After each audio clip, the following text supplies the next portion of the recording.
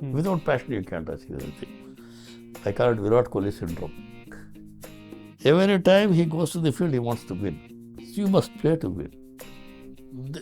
Saying that, I also build a developed country without becoming a fully technological power. I have a feeling it's not achievable. A lot of people confuse industrial production as technology. Disregarding the history is disregarding yourself, according to me. You don't have to follow it, but you should know it.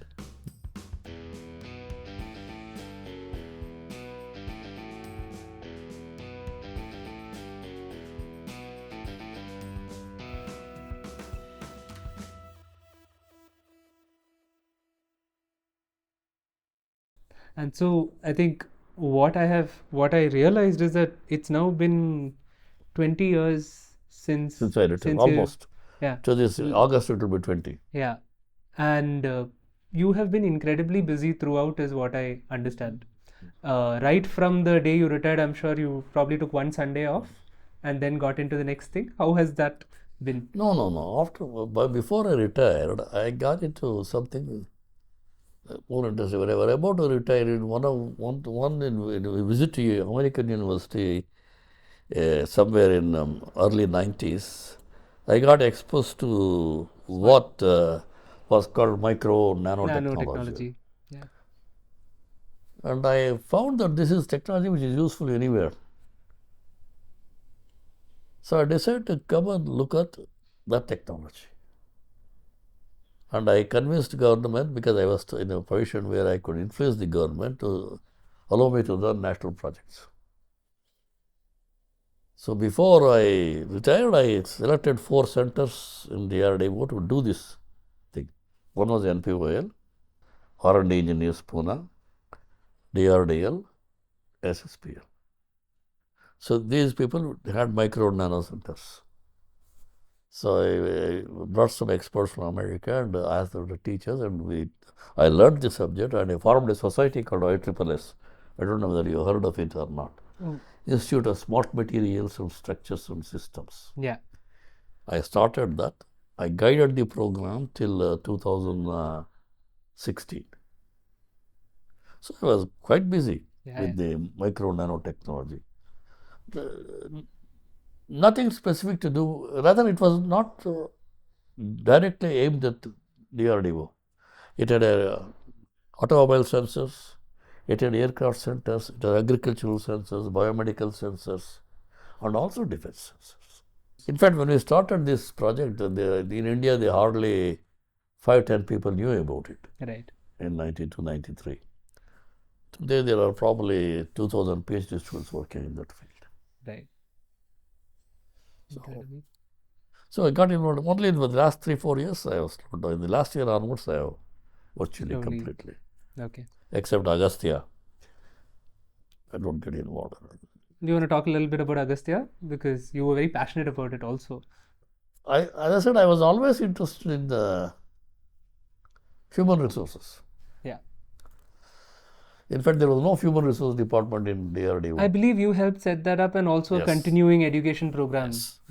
And in the DRDO used to hire people and let them go. I said, what is this? You don't train them. If a person finishes a project, give him a year after, let him go and learn something new, or at least a break. So I insisted we run a continuing education program, and all laboratories. As I said, Kalam had given me a free hand. Right. So I had a network of things. Every laboratory must show human resource development project, and I convinced them human resource is not just hiring and firing. Right. And we don't even allow them. So I asked IIM Bangalore to run a special course for our senior officers. Right. For a week, and asked them to tell what is the principle of HR. Right. And till the time, all of us thought somebody will hire and somebody will fire. So how to pigeonhole them, how to train them. So we set up a process of sending in for masters, PhD and others. And I used to run certain courses in IIT Pune. Okay. And so the HR was very important. So suddenly, sometime in 1998, one of my colleagues brought one Ramji Raghavan and said he wants to talk to you. And he had some idea. He said, I have come here to set up a educational scheme for augmenting the science and science and mathematics teaching in schools. And somebody said, you are very much interested in developing manpower and any ideas. Then I said, let's build a mobile van. So first mobile van was built by DRDO. I got built in one of our laboratories. I just find that fascinating because I know about the Agastya mobile van going and conducting science and technology and bringing it to children, but I had no idea that. First time the lab was built by, there's a lab called VRDE in Ahmednagar, Pune.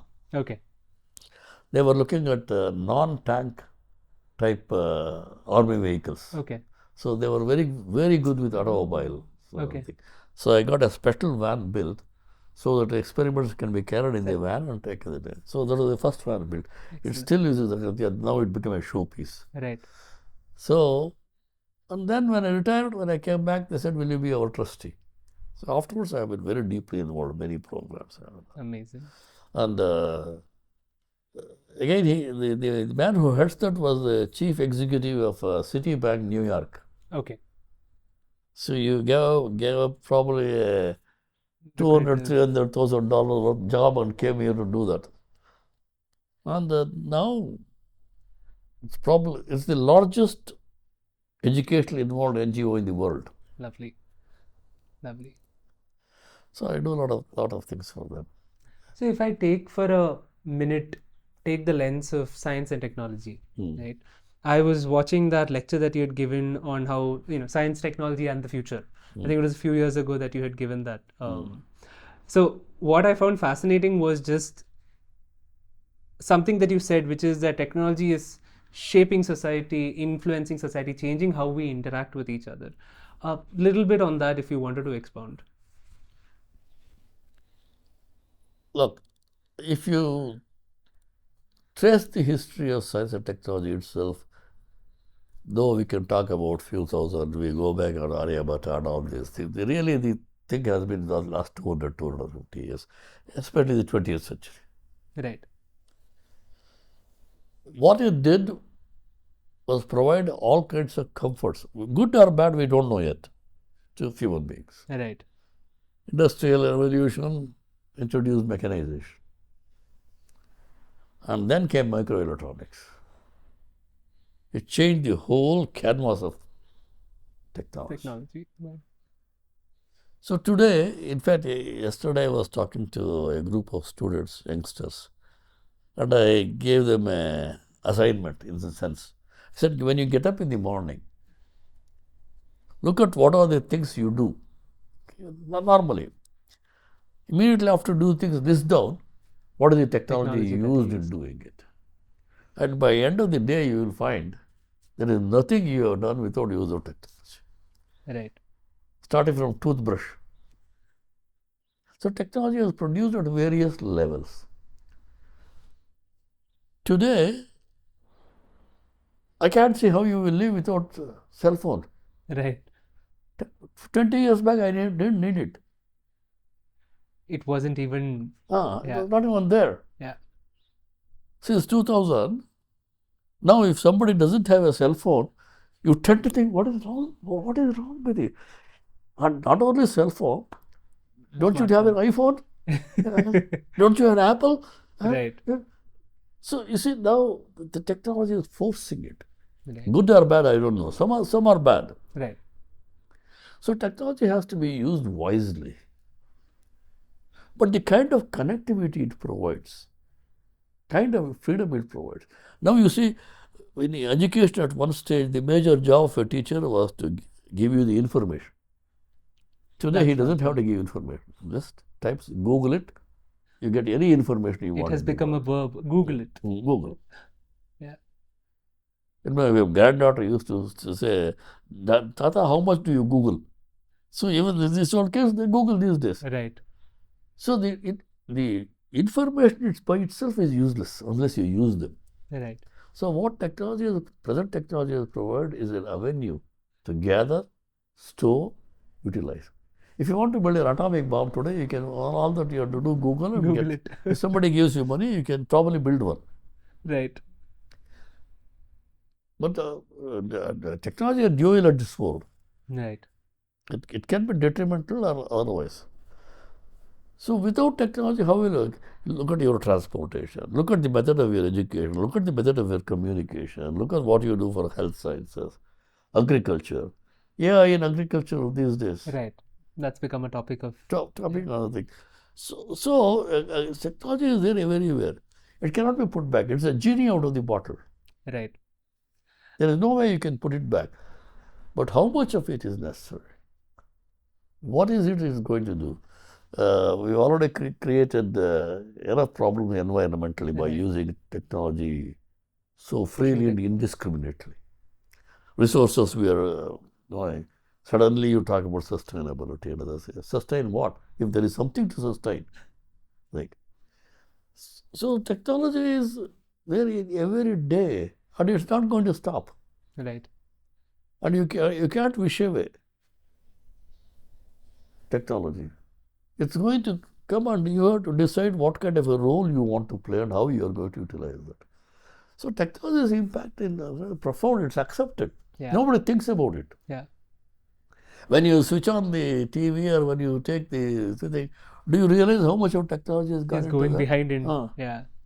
You open the back of that, then there are dozens and dozens of components using micro and nano technology. Yeah.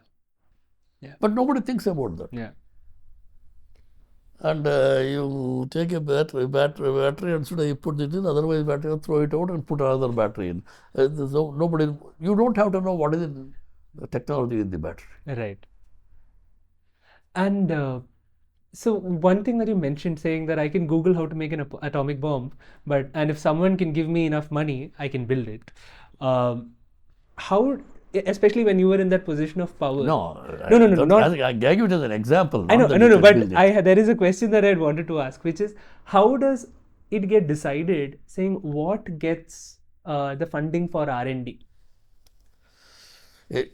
India's approach to R&D is, according to me, very highly disappointing. Okay. DRDO, space, atomic energy and space came because of a couple of people's vision. Right.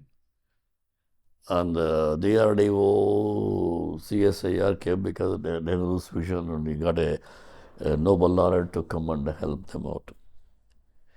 But by and large, India is not a creator of technology. Right. It's more of an adapter and users of technology. Not that Indians are not creators of technology. All over the world, Indians have created technology. So we are more of followers, drudgers. And innovation is just starting now, except in perhaps IT. Right. That we. Thanks to Narayan Murthy and all of the guys. And pharmaceuticals, perhaps. We hardly have any. A lot of people confuse industrial production as technology. India may become an hub of production industry, right. but it does not necessarily become its a hub of technology. Interesting. Technology gets built, seeded in academic institutions. So one has to build world-class academic institutions. I always tell, even the IITs, we produce world-class students. We do not have world-class universities in technology. And where do you think that gap comes from? No, infrastructure to some extent. Right.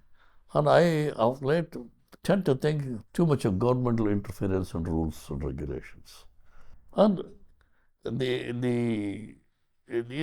you are in a university, you can't ask them, they will do projects, but you must allow them to think. Think unconventionally. It's the unconventional thinkers who produce technology. Right. Conventional thinkers produce systems. Right. Like DRDO, those are conventional thinkers. Right. They are also essential. But if you produce new technology, somebody has to think differently. Right. It's rather interesting. You look at a student who going abroad, not necessarily from only IITs and NITs, even from ordinary engineering colleges, they go abroad. In India, you would have considered them as a average student, not a great student. 5 years later, you suddenly notice that he has Shot up in shot up. Yeah. So the American educational scenarios environment allows you to express yourselves, blossom out. Indian educational scenario system doesn't seem to do it except in exceptional cases. Yes. And also in educational system, especially government school educational systems, you bring everybody to an average level, not bothering to look at the peaks.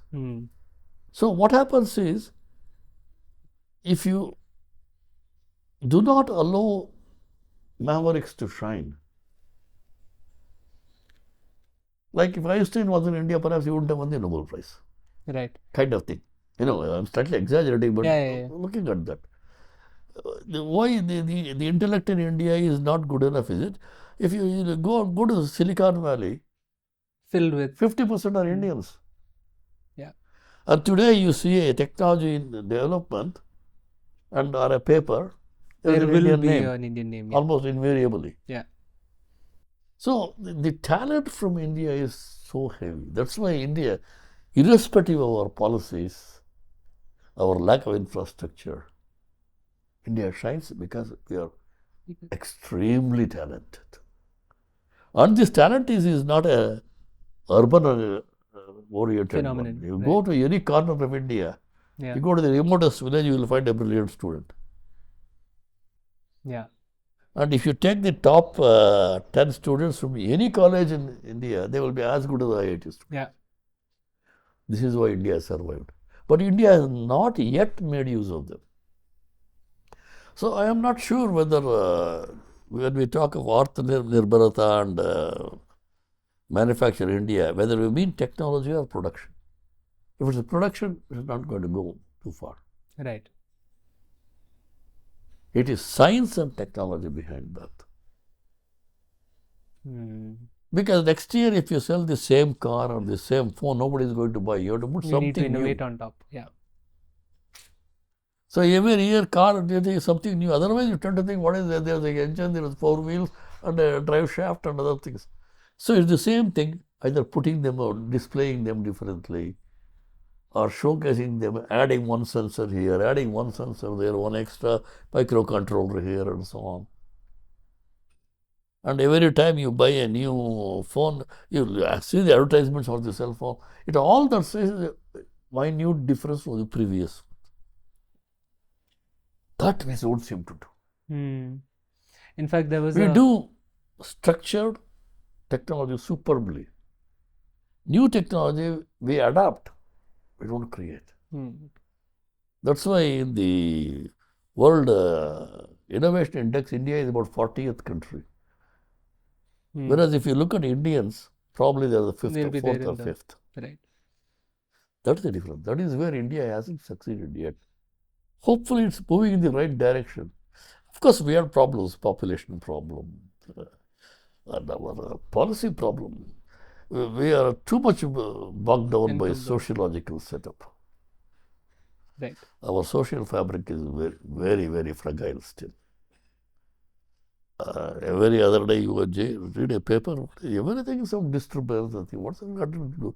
How will science and technology grow? Science grows in a peaceful atmosphere. Yeah. For example, I keep telling our many colleges, campuses, you must have a place where I can go and get lost or sit under a tree. I may not become a Buddha, but I must be able to contemplate quietly and think about it. That's a beautiful thought, yeah. You notice all the IIM campuses, beautiful campuses. I was just reflecting on that. Not just that, even the DRDO campuses that I have seen, beautiful campuses. They provide that physical environment in which you could. That is the point. That physical environment is there. Right. So some universities provide it. But otherwise, all these hundreds, Bangalore has 190 engineering colleges. Right. Most of them are in a few buildings here and there. Where will a student want to go and contemplate, sit down there? Right. So that is the kind of scenario we have to build if you want to become technology leaders. If you want to become technology adapters, India is doing well. He's doing well in that. Well enough. Right. Now, if you look at how quickly we capture a technology and implement it and use it, They're very good at that. very good at that. Yeah. And one question that I had asked earlier, I think we missed that one. What was your biggest challenge during your time at DRDO? Very difficult to say. My first challenge was when I came from America back. For a long time, I thought whether I did the wrong thing for my children. Right. Because when I saw this situation here, the kind of thing educational, maybe I deprived them of something. I hope my children don't think that they are all doing very well. But that was the first thing challenge you'd have. Will I get adapted? There are a few things which I decided not to compare life from America and India. So my Kanti auntie also decided we are not going to compare. Right. I still remember when I came to Cochin and took a house in Girinagar, I decided how are we going to do cooking? So we went and bought two electric stoves. But the electricity fails so often. Then somebody said you should have bought a kerosene stove. I said, yes. This idiot didn't think about it. So what a kerosene stove. But to buy kerosene, you need a ration card. Right. So I forget who. Chandra sent somebody with me to go to your ration card. When I go there, he says, okay, may I have your previous ration card? I said, no, I come from America, there was no ration card. Can't get you one. Can't get it. You got in a circular loop. No.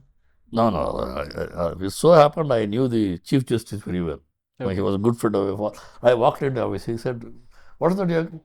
Sir, he started laughing. I'll get your ration card. He told his PA, go and get him a That was one way of solving it, yes. You see, the point is, these small things initially worried. For you to even... to get into. Because it was a big decision also that you took, right? Yeah. No, that decision, even today, I don't know why I took the decision. As I said, Rajaramana called, I couldn't immediately say no. And he didn't give me time to think also and said, okay. I said, okay. Then it became a challenge. As I said, somebody challenges me, I try to do it immediately. Right. So, as I said, sometimes it could be foolhardy also. But it's worked out quite well so far. Yeah, it has worked. If it hadn't worked out well, always the risk. Yeah, you see, there is always a if. Yeah. Ifs and buts. Yeah. But I decided to put in the effort. I didn't want to rest on the, I have been an American graduate, I have written papers, I have written books, so I will succeed. No. I think I must, without being arrogant, I must have been one of the hardest working scientists in the NPOL. And others follow. If I asked them to work 10 hours, I used to work 12 hours. Right. In fact, when I was hired from abroad, there were 4 or 5 other people who most of them didn't succeed. They couldn't adjust to this space. Couldn't get into this kind of thing. I also had godfathers. Srinivasan liked me. Balraj guided me. Right. And Arunachalam believed in me. So all these things. And where did your leadership style develop from? Was it an amalgamation of all their styles, or did you build your own? Your leadership style, where you brought people together and all. I didn't even know what the leadership style was. I told you, I didn't like seniority. I didn't believe in ranks. I believed in telling everybody what I expect from them. Right. I believed in listening to them and serious consideration. I believed in interacting with them and their families socially. Because when socially you become friends, it becomes difficult to reject them officially. Right. So these are some of the things I had. I had no problem. I hardly knew the language. Even when I left, I couldn't say I was Malayalam is- fluent in Malayalam, though I could understand Malayalam. Right. So, but that didn't prevent me from interacting with the Building. union even. Right. They used to laugh at my accent and other things. I said, that's okay. So you have to make you have to make them believe that you are one of them. Right. You cannot stand On a away pedestal and or away. oversee. Yeah. And what do you think of where we have reached today in terms of you've been interacting with youth through so many decades now? How do you think the youth are today? Any thoughts on that? Actually, I am a little bit disappointed. If we were not talented, if we were not smart enough, if we were not innovative, we were run-of-the-mill people, I would have Then, accepted that. right. Unfortunately, we are not getting the right kind of, that we are not putting all things together. And our political scenario, honestly, is not conducive.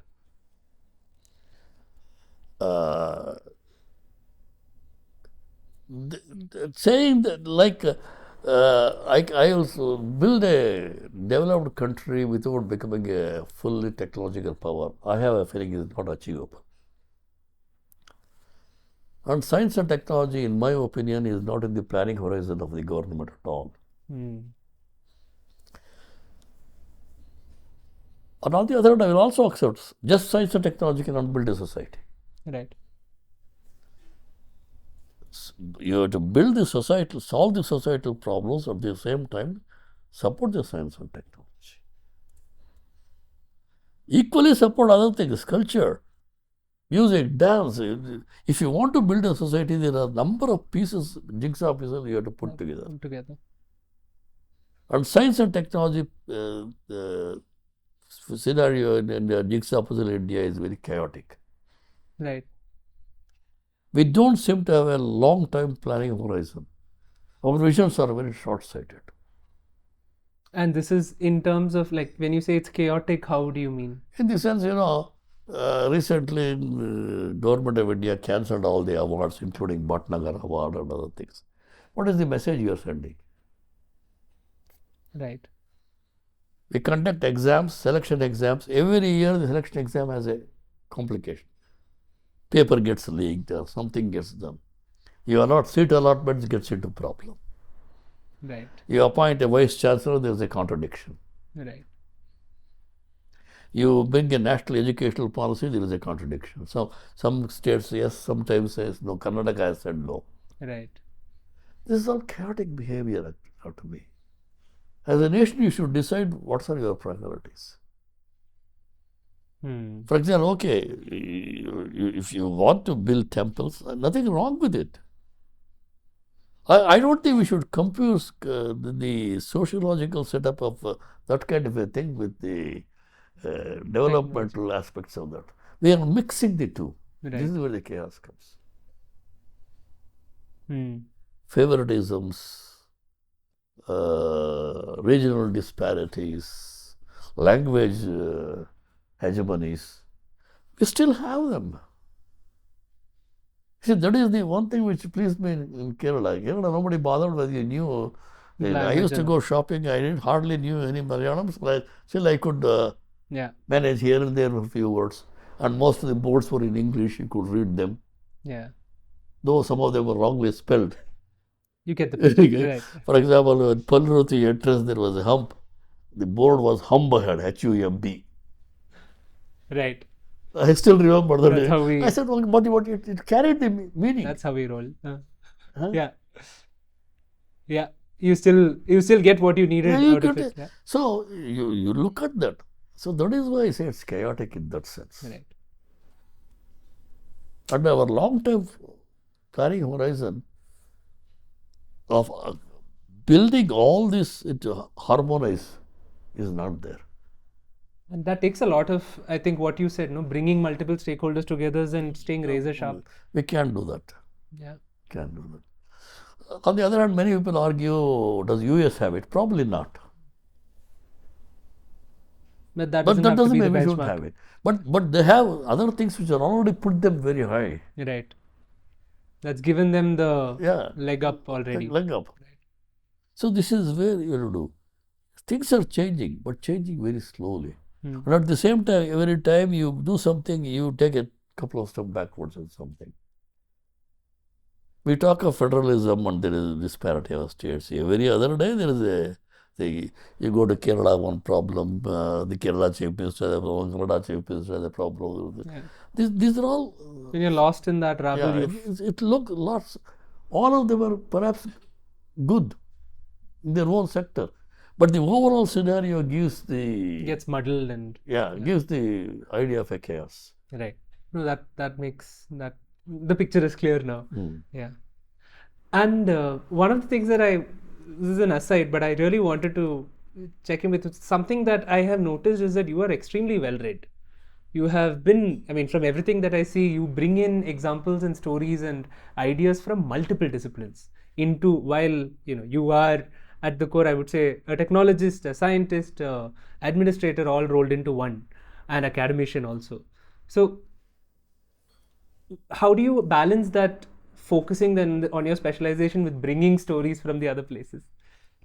Well, I'll go one step back. My father was the first graduate from my village. Right. So he was a high school principal. So kind of education and reading became inherent in the family. So in my house, all of them were omnivorous readers. So reading is my greatest pastime. Even now, probably 6 hours a day I read. Wow. All kinds of things. I read history, philosophy, some religious books, though not, I am not very religious at all. Science, technology, and everything. I read whatever hands I get, I read. But my reading didn't influence the thing. The only thing what influenced me was, for example, in NPOL, I used to go to Trikankar after it was built at 7:48, go to the library first. I had a key of library myself. I used to go up and read all the magazines and put slips. Chandar to read this article. Oh, interesting. Dargaz asked to read this article. I used to try librarian, call them and tell them to read this article. And they had to read it and come back and report to me that they have read. That's a very interesting. So the people also knew. So after some time, librarians started coming early and opening the door for me. Right. So reading is to keep yourself the, and also it broadens your horizons. Even though I read science magazines, I don't do any more science. In the last 3-4 years, I'm not involved in anything technological. But I keep reading to keep abreast.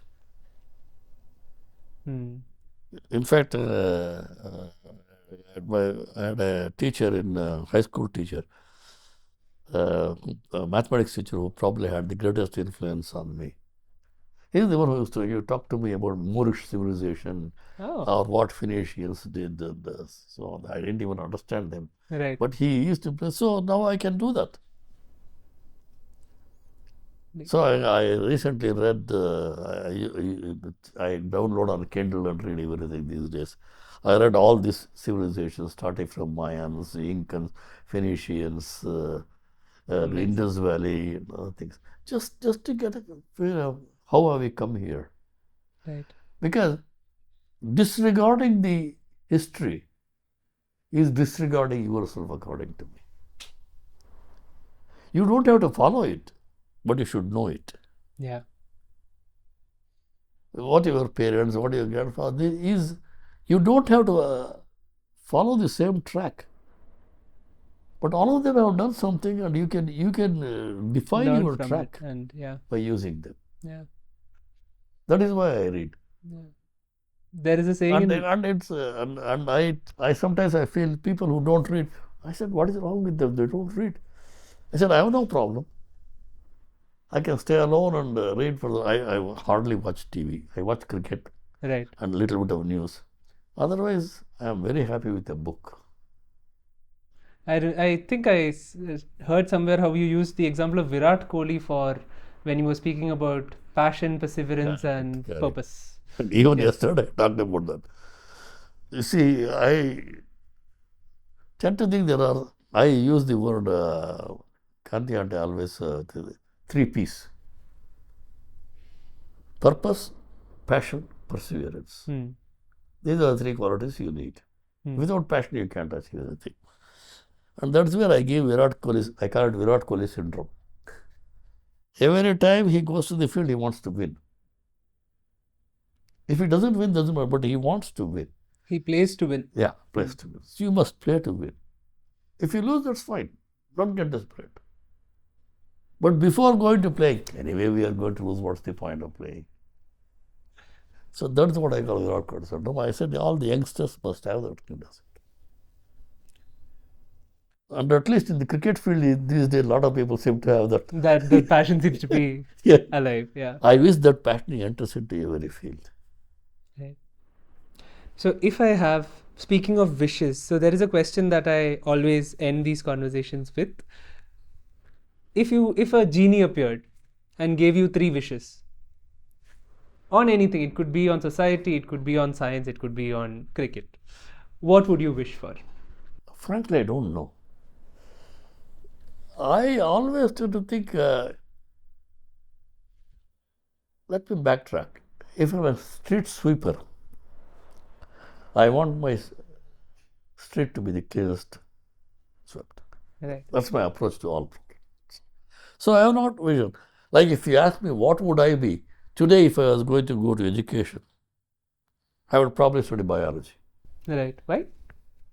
The reason is I tend to think finally is evolution has reached a stage where humans have to decide their fates. And biological sciences are the ones which are finally decided because we have technology, we have reached a level where even if there is no progress in technology, we will survive. But biologically, we have not reached that stage yet. We still don't understand our body completely. After 50, 60 years, we still don't seem to have cancer or Alzheimer. We are still struggling. And every time you read a new magazine, you still understand. Like even sleep, we don't understand well now. Right. So a lot of things is biological. Finally, it's the biological system which is. And the evolution itself is purely biological. And I think. So I would study biology. Whether I would become a biologist, geneticist, I don't know. Right. But these days, as far as culture, you cannot do without technology. Because, in fact, I keep saying if today a person who cannot use computer, even if he is very highly educated, according to me, is illiterate. Because the way this society functions has evolved that becomes a, like they say, digital. Today I don't have to know how it works. I am sure most of us don't know how it was designed. Yeah. And I look at the kids, the present day, the kids, where they go. I will never be able to do that. Right. But you see, this is biological. Right. Virtually almost evolutionary. Nobody taught them. It looks like an instinct. Right. And if it's a new program, they seem to learn it immediately, whereas I have to struggle to pick it up. Get up. So that's why I said when I say biology in that sense, because it's evolutionary thing, what are we going to evolve into? Okay. By the way, I think I had brought you a book today and to give you after this, and I think I have chosen the perfect book for this reading, which is The Gene by Siddhartha Mukherjee. I don't know if you've had a chance to read it, but it's a beautiful book, very well written, which traces what we have understood about genetics and how humans evolve. Like some of my favorite books are, there is a book called Phenomena of Man. Have you heard of it? It's a very old book. Hmm. And of course, now Noel Harari's Sapiens. Sapiens. See, these are the books I read, and I think it shows you how you have evolved. Yeah. Technology is one of the stream. strand. Yeah. I mean, if you look at fascinating, if you read anthropology, fascinating how you became this. It humbles you in many ways. You're so insignificant. Huh? Yeah. In the Yet grand you scheme play of such a things. major role. Yeah. When I talk to Agastya kids, which I do often, very often, this is what I teach. I try to talk to them 4.5 billion years of how we evolved. And if human beings came in the last blink Yeah. and tried to dominate. And so you got to humble. That's why I read a lot of such books. Here's the second book, Homo Deus. Yeah, yeah. It's not that good as the first one. Yeah. So Sapiens is the these one are the that- kind of books I read. Right. I read all kinds of, like several books on the dinosaurs. Not that fascinating. How they have evolved. And what book are you reading now? Homo Deus I just finished about last week. Right. And I read recently one book called Caste by an American author, a black woman. When she talks of caste, it means discrimination. Okay. So it takes three examples primarily. One American Negro, Hmm. slave problem, and Jews or Germans, Hmm. and India and its caste system. Hmm. And how each country, how badly it is treated, how it's still continuing. You sit back and think, we're still doing that Hmm. in India, in different forms. Yeah. And it has not gone out of the system. So that is the latest book I read. And she gives examples of America, even today, has that problem. And I remember in the Agastya conversation with the children, you were talking about privilege and how to use it responsibly. Hmm. So Yeah. So you see, the point. So another thing is, you must teach this at the young age. That's why education becomes important. right. Even simple things like environment. Flat, I am also very worried about what we are doing to the ecology. Last year, Times produced a book called "To Nature with Love." Heard of it? No. What we have done to the environment. Hmm. In fact, in the INEA, I was the president for the local chapter, along with MS Ramaya College, we run a program called Parisaran and ask students to think about what we are doing to the environment. We conduct one-day workshop and give them prizes to make them. So these are the things which you learn when you are young. So our educational system should free the children. We must go to a education system where you don't have a straight-jacketed approach. Allow each one to think. And recently in Agastya, we had a session on AI in education. AI provides a chance for individuals to learn on one pace. In a personalized fashion. That is one thing. It is like, even if you take a brilliant student and ask him to take 4 years, even a poor student, you ask him to take 4 years. Right. So there has to be some distinction. Like you said, built for the average. Built for the average. So you build for the average, but provide opportunities for these things. Yeah. So reading is a habit which must cultivate. It's the second best to do it. If you can actually do it, it's fine. All can do it. And though seeing shows like National Geographic as help, somehow I absorb better when I read. Yeah. And also, I'm still a little old-fashioned. I can read them online. But if I like something online, then I find out where I can get the book. The and book from. read. Yeah. No, there is a certain beauty in actually Yeah. both reading and writing. And just flipping the pages is That's a Pleasure in itself. Thank you so much. It's a pleasure. Really appreciate the time. Pleasure is all mine.